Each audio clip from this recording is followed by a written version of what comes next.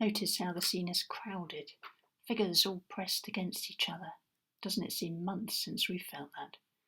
All jostling to witness the miraculous event. Jesus alone stands out clearly from the crowd, marked by a halo. Martha beside him, hearing his words. Mary kneeling at his feet. The powerful gesture of Jesus' arm seems to draw Lazarus out. Lazarus is emerging from the dark tomb, still wrapped in his grave clothes. He's tightly bound, so tightly that we feel the paralysing constraints ourselves, perhaps.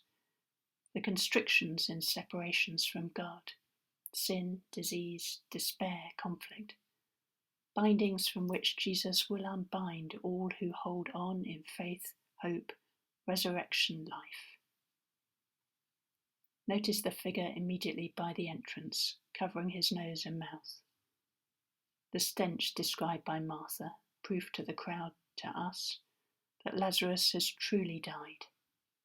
The situation and depth of grief is real here, truly tragic in all its humanity. This is not fake news. But even from the darkness of the tomb, death's grip proves weaker than it seemed. Life has the last word.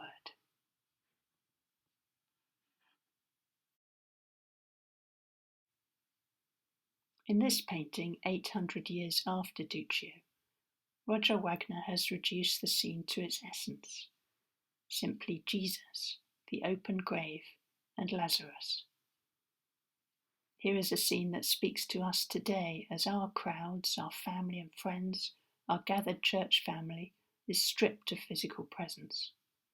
Stripped back perhaps to our essence, mutual care, the love we share in our deeper connections below the visible surface. Stripped back to the depths of our connection with God, our essence of hope, love and life.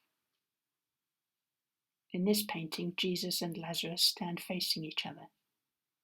Lazarus is stock still, while Jesus is filled with dynamic life as he stretches his hand out to Lazarus, on the brink of pulling him out of the darkness in which he dwells.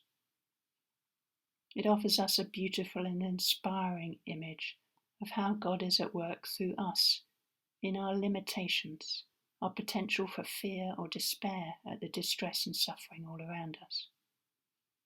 Notice Wagner depicts Jesus with disproportionately large feet, emphasizing his grounding on the earth as a human being who weeps at the heart-breaking sorrow death creates. But as in the Gospel, Jesus is shown here in his full majesty. Almost a head taller than Lazarus, his clothes flaring out as he chases away death. He will carry us into a new life. I am the resurrection and the life.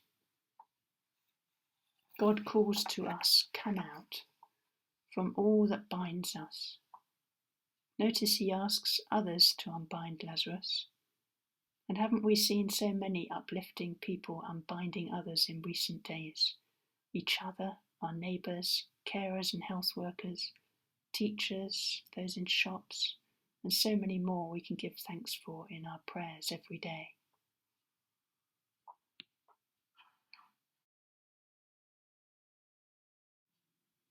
A final image, a photo I took from the little teardrop-shaped church on the Mount of Olives, on the site where Jesus is thought to have wept over Jerusalem as he came close to his passion and crucifixion. John chapter 11 takes us to the heart of Jesus. Jesus weeps. He is deeply moved when he sees what heartbreaking sorrow, death, and suffering creates in family and friends in the world.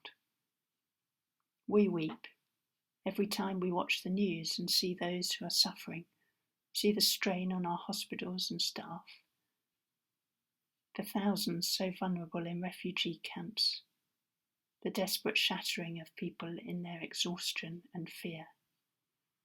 But the tears we shed now and in the coming weeks for others and those very personally ourselves are gathered up by a God who weeps with us, God who gathers our tears into his unending loving presence with us every moment of our days. Psalm 56, verse 8. You have kept count of my tossings, put my tears in your bottle.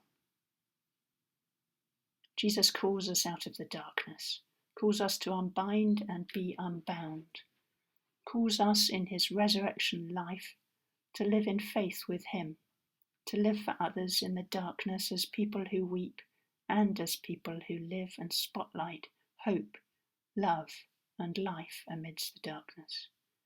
So vital for our neighbours, our community, and our world in these distressing times. This is something we can do, something we can be for others, how we can pray.